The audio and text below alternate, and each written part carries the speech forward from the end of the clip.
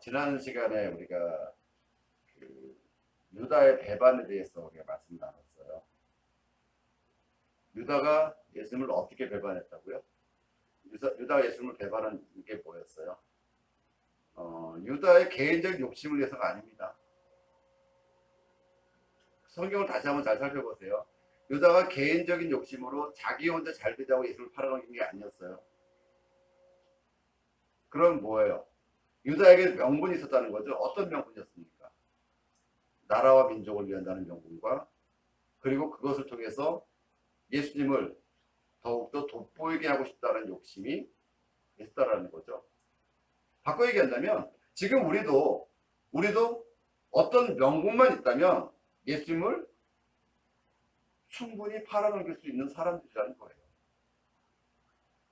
가룟 유다라는 인물에 대해서 성경에서 자세히 나와 있지는 않습니다만 미루어 볼 수 있는 게 뭐예요? 그에게 돈깨를 맡겼다고 얘기를 해요. 그 얘기는 그가 그만큼 그 회계적으로 뛰어나고 그 다음에 믿을 만한 사람이었다는 거죠. 여러분은 어떻습니까? 하나님께서 여러분을 믿을 만할까요? 근데 문제는 하나님께서 나를 믿을 만하다고 생각하는 순간 우리는 어떻게 된다는 거예요? 교만해질 수밖에 없다라는 거예요. 지금 가룟 유다만의 문제가 아니었어요. 가룟 유다는 그래 드러나게 뭐 권력을 찾거나 이런 걸 얘기하는 건 아니었어요. 예수의 말씀을 그래도 가장 많이 이해했던 게 누구였어요? 가룟 유다였습니다. 왜냐하면 제자들은 예루살렘 올라오면서 자기들끼리 싸워서 뭐예요? 누가 크냐, 누가 높은 자리 찾냐를 얘기하죠. 왜냐하면 예수께서 지금 예루살렘 들어가는 것이 왕이 되기 위해서 간다고 생각했기 때문이에요. 그런데 가룟 유다는 그게 아니라는 걸 느꼈던 거죠. 예수께서 지금 뭐하러 가신다는 거예요? 죽으러 가신다는 거예요. 근데 가룟 유다 입장에서 예수 죽으면 안 되는 거죠. 근데 죽음 앞에서는 누구라도 뭐예요? 자기를 보호할 거라는 그런 인간적인 생각을 가진 거죠. 그러니까 가룟 유다는 예수님을 물론 하나님 보내신 선지자로 알지만 인간적인 모습을 더 크게 봤다는 거예요. 그래서 예수께서도 죽음의 위기에 당하면 자기가 살기 위해서 어쩔 수 없이 능력을 나타낼 것이다. 나는 그런 생각을 했던 것으로 보여요. 그래서 예수님을 팔 때 가룟 유다가 뭐 한 게 없어요. 예수님 그 마태복음이나 다른 복음서에 보면 예수님이 혼자 계실 때 가룟 유다랑 제자들이 오죠. 제자들이 있을 때 가룟 유다 가요. 가서 예수님을 라삐어라고 끌어안아요. 근데 그때 그 병사들을 보고 제자들 이미 다 도망가 버리고 없죠. 그래서 그대로 잡고 있는 동안 뭐예요? 군사들이 와서 예수를 잡아요. 그러다 소문이 어떻게 났다고요? 제자들이 팔아 넘겼다라고 소문이 났다라는 거예요. 제자들이 이미 다 도망갔고 누구만 남았다는 거죠? 가룟 유다. 그래서 가룟 유다가 팔아 넘겼다라고 지금 소문이 난 거예요. 실질적으로 가룟 유다가 파는 게 맞고요. 근데 가룟 유다가 자기의 유익을 위해서 판 건 아니라는 거예요. 우리도 어쩌면 그럴 수 있어요. 그런 실수 많이 합니다. 하나님 영광을 위하여라는 이름으로 내 욕심을 감추고 하는 일이에요. 근데 그게 가룟 유다만이 아니었어요. 오늘 베드로도 똑같습니다. 가룟 유다가 나간 다음에 예수님 하면 어땠을까요? 이제 저 가서 팔아버리면 나 죽겠구나. 예수님 분명 그렇게 얘기했잖아요. 너가 가서 너 할 일을 해라 빨리 라고 할 때 가룟 유다가 나갔어요. 근데 예수님은 여전히 뭐예요? 가룟 유다에 대한 우리 13장 2절에 봤지만 예수님은 지도자의 사랑을 포기하지 않으셨어요. 우리가 입장에서 가룟 유다가 되게 믿지만 예수님은 지금 아직도 가룟 유다에 대한 아쉬움이 남아있죠. 근데 거기에 대해서 그런 마음을 가지고 하신 말씀이 뭐였어요? 31절 한번 볼까요? 지금 인자가 영광을 받았고 하나님도 인자로 말미암아 영광을 받았습니다. 가룟 유다가 자기를 팔아서 십자가 달렸는데 그것을 해서 하나님께서 영광을 받으셨대요. 여러분 우리가 생각하는 영광은 뭐예요? 우리가 모여서 여기서 찬양하면서 하나님 영광 받으십시오. 우리는 하나님을 어쩌면 영광 받으라고 협박하고 있는 것 같은 느낌이 들 때도 있어요. 만약 하나님 영광 안 받으면 큰일 날 것 같은. 막 여기서 전부 다 울면서 영광 받으십시오 하는데 만약 거기서 하나님께 영광을 받지 않으면 큰일 날 것 같은 그런 분위기를 우리는 만들기도 하죠. 근데 정작 하나님의 영광은 뭐였다는 거예요? 예수님의 십자가라는 거예요. 우리가 생각하는 영광, 우리가 생각하는 은혜와 하나님 생각하는 것이 우리가 너무 지금 다른 것을 생각하고 있지는 않은지. 가룟유다가 예수님을 지금 팔았어요. 근데 거기에 대해서 지금 인자가 영광을 받았대요. 그러니까 영광이라는 개념이 무엇인가를 한번 생각해 보자는 거예요. 우리는 영광 그러면 무조건 하나님께서 좋아하시고 막 이런 것만 생각할 수밖에 없어요. 왜? 사람의 생각이니까. 근데 하나님 지금 영광을 어떻게 받으셨다는 거예요? 십자가로 영광을 받으셨다는 거예요. 당신께서 십자가를 지시는 것에 영광을 받으셨다는 거예요. 그리고서 우리에게도 말씀하시는 거예요. 너희도 서로 십자가 지라고 계속 말씀하시거든요.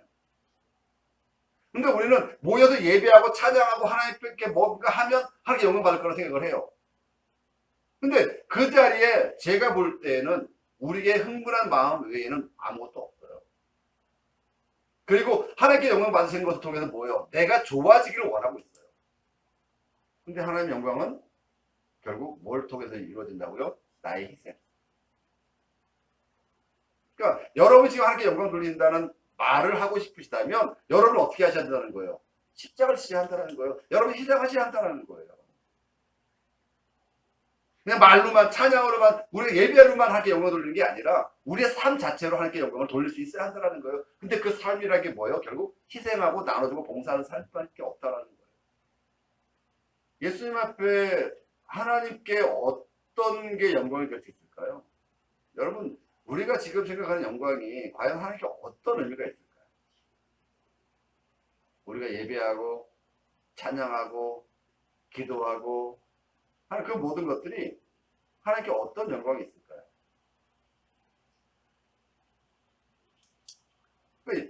우리는 지금 모든 것을 우리 입장에서 종교적인 입장에서 우리가 뭔가를 해야만 하나님께 영광을 받을 거라고 생각을 하거든요. 근데 모든 신앙은 하나님 입장에서 과연 내가 하는 이 모든 것이 하나님께 어떤 은혜가 될 수 있을 것인가를 생각해 봐야 한다는 겁니다. 내가 기도하는 게 하나님께 어떤 의미가 있을까요? 내가 다른 사람을 위해서 봉사하는 게 하나님께 영광이 될까요? 내가 하나님 앞에 기도하는 게 하나님께 영광이 될까요? 내가 다른 사람을 위해서 희생하는 게 하나님께 영광이 될까요? 아니면 내가 다른 사람을 위해서 빼앗아다가 하나님께 헌금하는 게 영광이 될까요? 하나님은 인간을 위해서 사셨습니다. 그렇죠? 생각해 보세요. 하나님께서 모든 것을 만드시고 그걸 누구에게 맡기셨다고요? 인간에게. 그럼 세상을 창조하신 이유가 뭐 때문이에요? 사람 때문에. 근데 그 사람이 제대로 살지 못하고 있어요. 그래서 그 사람들을 위해서 다시 한번 뭐 하신 거예요? 당신의 생명을 내어주신 거죠. 그게 부모의 마음이라는 거예요. 부모의 마음. 사람은 하나님의 존재의 의의입니다. 그러니까 사람이 없으면 하나님께서 있을 이유가 없어요. 인간의 제일 된 목적이 하나님께 영광 돌리는 것이라고 우리는 얘기하지만 실제로 하나님도 하나님의 가장 큰 의미는 사람인 거예요.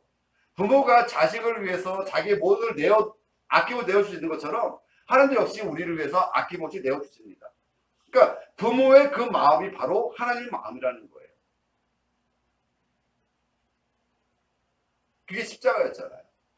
우리가 아직 죄인 되었을 때 부모는요 자식이 죄를 짓고 안 짓고를 중요하지 않습니다.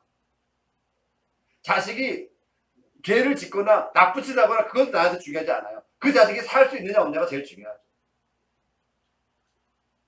하나님께서 우리가 죄를 짓거나 우리가 나쁜 짓을 하는 것에 대해서 얼마나 하나님께 문제가 될 수 있을까요? 하나님께서 제일 우리를 미워하는 이유는 뭐예요? 미워하는 건 뭐겠어요? 우리가 다른 사람을 해치거나 물론 그것도 싫어하시겠지만 정말 하나님 우리를 미워할 수밖에 없는 것. 우리가 하나님 사랑하지 않는 거예요. 부모 입장에서 제일 서러운 게 뭐예요? 자식이 찾아오지 않는 것이고 자식이 나를 인정해주지 않는 거예요. 부모와 자식 간의 죄라는 게 뭐가 있을까요? 하나님과 우리 사이에 죄가 뭐가 있을까요? 만약 제 아이들이 제 자식들이 나가서 다른 사람을 죽였거나 도둑질 했거나 그런다고 해서 그 아이들을 내가 버릴까요? 절대 버릴 수 없습니다. 내 자식이기 때문에. 저는 그 아이가 그럴 수밖에 없는 당위성을 찾겠죠. 우리 아이는 원래 착한 아이인데 그러지 않을 거라고 믿고 있으니까 그 아이가 왜 그랬을까를 찾겠죠. 여러분 그러지 않을까요? 우리가 세상에서 죄를 짓고 있습니다. 하나님께서 오셔서 너 나쁜 놈 하겠습니까? 우리가 죄를 지을 수밖에 없는 걸 찾겠죠. 근데 그 원인이 뭐였어요? 마귀였다는 겁니다. 그래서 하나님 지금 마귀를 벌하시는 거예요. 근데 사람을 죽였거나 그런 죄를 졌는데 그 죄값을 치르죠. 그거를 뭘로 치렀어요? 당신의 목숨으로 치렀다는 겁니다. 그게 부모의 마음이에요. 그렇게 하나님은 우리를 위해 살고 계신 거고 우리 때문에 존재하시고 우리를 통해서 영광을 받으세요. 내가 예배를 통해서 하나님 영광을 받거나 내가 헌금을 통해서 하나님 영광을 받는 것이 아니라 내가 하나님을 인정하고 하나님의 마음 안에 하나님의 말씀 안에 거하는 것만으로 하나님은 영광을 받으시겠다는 거죠. 그러면서 세 계명을 주세요. 그죠? 34절에 보세요. 33절에 작은 자들아 내가 아직 잠시 너희와 함께 있겠노라 너희가 나를 찾을 것이나 일찍이 34절 새 계명을 너희에게 주노니 서로 사랑하라 내가 너를 사랑한 것 같이 너희도 서로 사랑하라. 사랑 새 계명.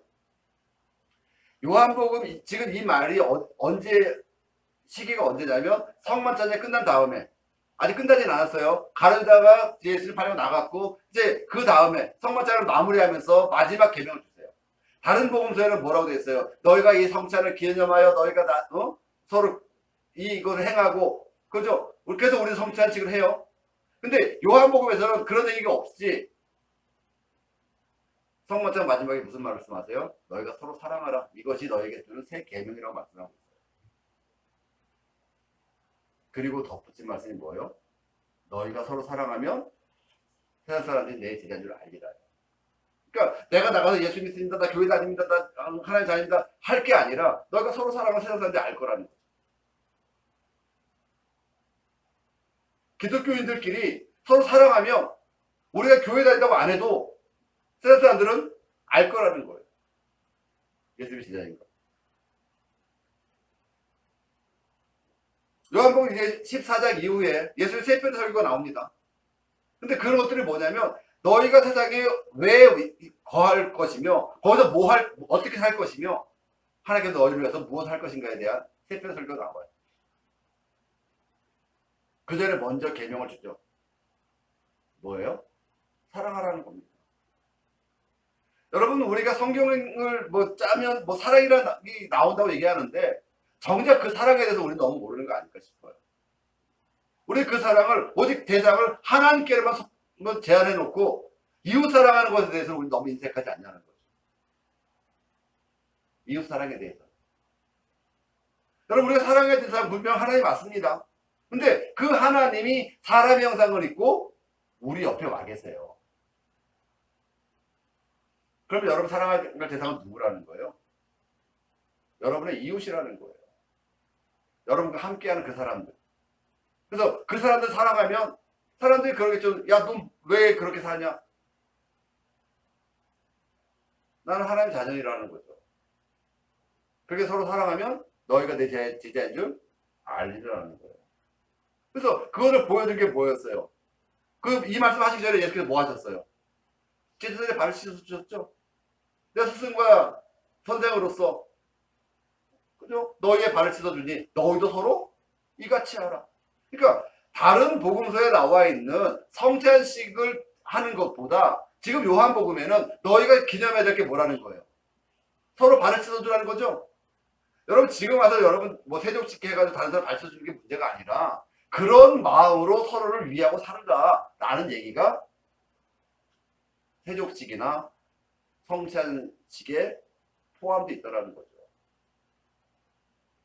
그냥 단지 여기서 나눠서 떡 띄어 먹고 포도주 나눠 마시고 그래도 예수님 내 안에 오셨습니다. 어쩌라고요? 그게 뭐라고요? 예수님이 여러분 안에 오셔가지고 여러분 예수님 됐다고 한들 그게 뭐요? 그렇게 생각하다가 살지 않는다면 여러분 그게 뭐겠습니까? 여러분 지금 예수님을 지금 모욕하는 거예요. 여러분 안에 성령 삼고 계신 하나님을 보여내지 못하고 그렇게 살지 못한다면, 성령이 여러분 안에 와 계신다면서요. 그럼 여러분은 성령의 모습으로 살으셔야 하는 거 아니겠습니까? 하나님이 나를 성령 삼고 내 안에 와 계신다면 나는 하나님의 모습으로 살아야 하지 않겠습니까? 그게 신앙생활의 목적이라고 저는 생각을 합니다.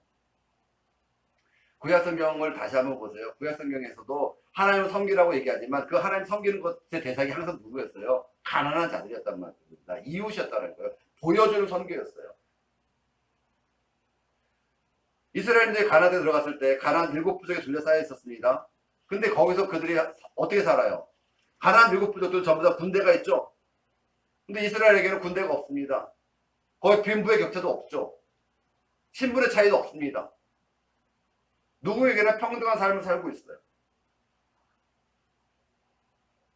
거룩한 삶. 그러니까 그 자체가 선교예요. 야, 저 사람들은 어떻게 저렇게 살지? 저 사람은 하나님 섬긴다고 하는데 하나님 섬기는 게 뭐지? 왜 저렇게 살지? 그러니까 가서 예수 믿어라, 하나님을 믿어야 된다 얘기하는 것보다 그냥 그 자체의 삶으로 그들은 선교를 하고 있는 거예요. 구약의 선교는 보여주는 선교였습니다. 그래서 모든 나라가 와서 이스라엘을 보고 이스라엘의 사는 모습을 그들이 가서 살 수 있도록 보여주라는 거였어요. 그래서 이스라엘에 군대가 없는 거예요. 근데 이스라엘 사람들이 어느 순간부터 뭐예요? 그렇게 사는 게 억울해지기 시작했죠. 그렇게 살고 싶지 않은 거예요. 저는 희대감을 살고 싶지 않은 거예요. 그래서 하나님께 기도하죠. 우리에게도 뭘 달라고? 왕을 달라고. 왕을 달라는 얘기는 뭐예요? 우리에게 힘을 달라는 거죠. 지금 우리의 기도를 한번 생각해 보세요. 여러분 하나님의 은혜를 왜 구하십니까? 세상 사람들로부터 무시당하지 않기 위해서 아닙니까? 세상 사람들로부터 무시당하는 것이 너무도 억울해서 하나님, 내가 저 사람들을 이겨먹을 수 있도록 내게 힘을 주세요 라고 하고 있는 건 아닙니까?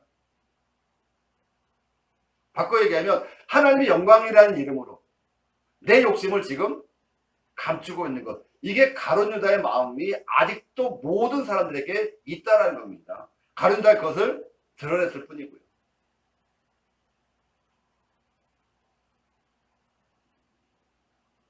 우리가 가룟 유다를 미워하거나 욕할 수 없는 이유는 그 마음이 우리 마음이기 때문인 거예요. 그 마음. 근데 예수님께서는 뭐라고 하셨어요? 너희가 서로 사랑하면 내 제자인 줄 아니다 그래요. 이스라엘 사람들이 그렇게 군대도 없고 그러면서도 서로를 존중하고 신분도 없고 빈부의 차이도 없는 그런 문화를 보면 세상 사람들이 하나님 믿는 건 저런 거겠구나 라는 걸 알 텐데,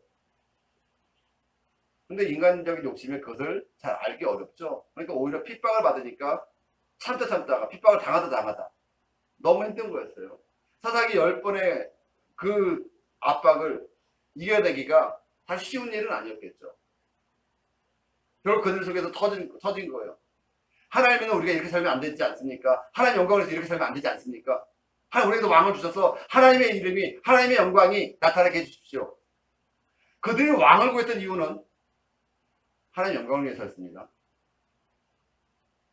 지금 우리가 왕을 구하는 이유는 뭘까요?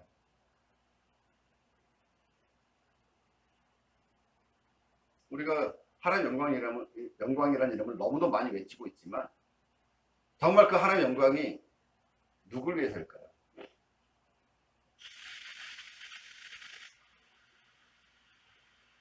호가호이라고 얘기를 해요. 호랑이 등에 업고 여우가 미세를 부린다는 거죠. 지금 우리가 혹시 하나님의 영광 이름을 빙자해서 우리의 영광을 얻고 싶은 건 아닌가요?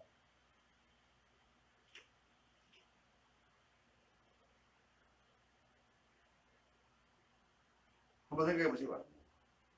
그래서 세상 사람들이 우리의 삶을 보고 하나님의 영광을 돌려야 해요.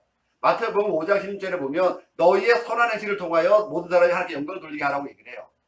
우리가 선하게 살아야 될 이유가 뭐예요? 여러분, 예수 믿는 게 착한 건 아니에요. 근데 우리가 선하게 삶으로 인해서 우리 부모님에 대한 존중을 받는 것처럼 그리스도인들이 서로의 삶을 위해서 하나님께서 존중을 받을 거예요. 우리가 여기서 찬양이나 말로 하는 게 영광을 받으라고 협박하는 것이 아니라 우리가 그냥 세상에서 선한 삶으로 인해서 사람들이 나를 볼 때마다 아, 하나님 있는 사람은 저렇게 사는구나 라는 걸 통해서 오히려 그들이 하나님께 더 영광을 돌릴 수 있는 것. 그게 우리가 해야 할 신앙생활인 것이죠. 그러니까 그런 생각도 없이 우리가 여기서 박수치고 막 찬양하는 것은 어쩌면 소음일 수밖에 없어요. 심지어 아모스서에는요, 하나님께서 뭐라고 말씀하시는지 아세요? 너희의 그 제사를 드리지 못하도록 성전을 닫아버렸으면 좋겠다. 너희가 입으로는 날 존중하고 말로는 나를 사랑한다고 하지만 실제로 너희가 나를 지금 오히려 욕먹이고 있다. 그러니 차라리 그런 제사라면 드리지 말아라. 그런 제사 드리는 성전을 내가 닫아버리고 싶다. 라고 말씀하세요. 그러니까 지금 우리는 뭐예요? 우리가 구원받았다는 확신을 가지고 하나님 앞에 구원받았으니까 하나님 영광 받으시라고 우리는 얘기를 해요. 근데 우리가 구원받았다는 확신보다 더 중요한 게 뭔지 아세요? 세상 사람들의 인정이에요. 아, 저 사람은 정말 예수님 사람 같구나. 저 사람은 정말 하나님의 사람 같구나. 라는 인정이 더 필요한 거예요. 제가 금요일에도 잠깐 그런 말씀 드렸습니다만 세상 사람들은 그래요. 예수님은 좋은 것 같은데 교회는 싫다 그래요. 왜 그럴까요? 교회가 예수 그리스도의 몸인데 교회가 싫대요. 누굴 싫어하는 거겠습니까? 나를 싫어하는 거 아닐까요? 왜요? 우리가 예수 그리스도의 삶을 그들에게 보여주지 못했기 때문인 거죠. 예수께서 36절 이하에 보면 계속해서 가심을 얘기하세요. 그렇죠? 이렇게 가심을 얘기해요. 근데 그 가심에 대해서 제자들은 전혀 이해하지 못하는 거예요. 그걸 누구만 이해했다고요? 가룟유다만 이해했던 거예요. 그래서 예수님 가시지 못하게 막는 방법을 가룟유다는 어떻게 부탁한 거예요? 예수를 죽음으로 오히려 몰아넣는 거였어요. 반대로 베드로는 그런 소리를 이해하지 못하니까 물어보는 거예요. 참다. 그렇지. 베드로가 제일 항상 먼저 나섰죠. 어디로 가십니까? 그러는 거죠. 어디로 가십니까? 예수께서 말씀하세요. 내가 가는 길을 너희가 지금은 따라오지 못하나 후에는 따라오리라. 왜냐면 아직까지 베드로나 제자들은 뭘 생각하고 있어요? 예수께서 왕이 되시면 어떤 자리에 높은 자리에 자기들이 올라가길 기대하고 있어요. 그런 마음으로는 예수님 따라갈 수 없다라는 거예요. 그래서 지금은 따라갈 수 없다라는 거예요. 그럼 나중에 언제? 예수께서 승천하신 후에 성령이 임하시면 그때 따라올 수 있다라는 얘기하는 거죠. 근데 베드로는 여전히 이 말이 무슨 말인지 이해하지 못하는 거예요. 그래서 뭐라고 얘기해요? 주여 37절에 내가 지금 어찌해야 따라갈 수 없나이까 주를 위해 내 목숨 버리겠나이까. 그러니까 가룟유다는 예수의 말씀을 이해하고 예수를 팔므로 예수를 죽음으로 몰아넣음으로 예수님의 능력을 드러내려고 했고 베드로는 말이죠. 내가 주를 위해 죽겠습니다. 실제로 베드로가 주를 위해 죽나요? 예수를 팝니다. 지금 우리 마음은 어떠세요? 우리 주를 위해 죽더라도 주를 위해 죽겠습니다라는 우리 고백들 하잖아요. 정말 그런 시기가 될지는 여러분 어떻게 할까요? 아, 괜찮아요. 베드로 용서받았으니까 우리 용서받을 수 있어요? 여러분 그런 마음으로는 하나님 속일 수 없는 겁니다. 그런 마음으로. 예수께서 가시는 길이 영광의 길이에요. 근데 그 영광의 길이 어떤 길이었어요? 십자가의 길이에요. 그러면 예수님이 가신 영광의 길을 우리가 따라가야 되려면 어떻게 한다는 거예요? 결국 우리도 십자가의 길을 가야 한다는 거잖아요. 그렇지 않습니까? 영광이라는 것이 사람 입장의 영광은 뭐예요? 누구에게는 존경을 받고 또 높은 자리에 올라가는 영광이라고 생각을 해요. 사람 입장에서는. 그러나 하나님 입장에서 영광은 우리가 신앙적으로 하나님을 따라가는 영광은 무엇일까요? 우리도 하나님을 통해서 우리가 높아지는 걸 원하지 않습니까? 그럼 베드로의 그 마음이 우리와 전혀 다르지 않죠. 근데 그런 영광을 얻기 위해서라면 내가 사람들한테 존경을 받고 사람들의 영광을 받기 위해서 내 목숨도 내어놓을 수 있다는 거 지금 베드로 고백하는 것처럼 우리도 그런 고백을 하고 있는 건 아니냐고요. 우리의 고백이 하나님께 영광을 돌린다는 그 고백이 어떤 영광이에요? 우리가 드린 영광, 막 찬양하고 막 박수치고 하나님 이런 영광 받으시라고 하죠. 근데 하나님 그런 영광을 받지 않으세요. 하나님 어떤 영광을 받으셨어요? 십자가를 통해서 영광을 받으셨어요. 그러면 우리가 지금 하나님께 영광을 돌리기 위해서는 어떻게 해야 돼요? 우리도 역시 십자가의 길을 가야 되는데 우리는 그 길 가기 싫으니까 우리가 원하는 영광을 자꾸 하나님께 요구하고 하나님께 돌려드린다고 얘기를 하고 그 영광을 다시 우리에게 주기를 원한다는 거예요. 하나님은 그런 영광을 받지 않으세요. 그래서 스스로 속지 말라는 거예요. 우리가 지금 하나님을 위해서라고 하는 그 모든 것들이 어쩌면 우리의 욕심을 감추고 있는 것, 그래서 우리를 스스로 속이고 있는 건 아니냐는 거죠. 예수님께서 여러 번 말씀하세요. 나를 따라오려거든 너 자기를 부정하고 자기 십자가를 지고 따라와야 한다는 거예요. 주님 그 신앙생활하면서 우리가 제일 큰 문제가 뭔지 아세요? 모범생입니다. 모범생들은요. 그러니까 신앙생활 열심히 잘하는 사람들, 어려서부터 신앙생활 해가지고 뭐 다른 길을 안 가봤던 사람들이 제일 큰 문제가 뭔지 아세요? 나는 거룩합니다. 욥의 가장 큰 문제가 뭐였어요? 나는 신실한 사람입니다.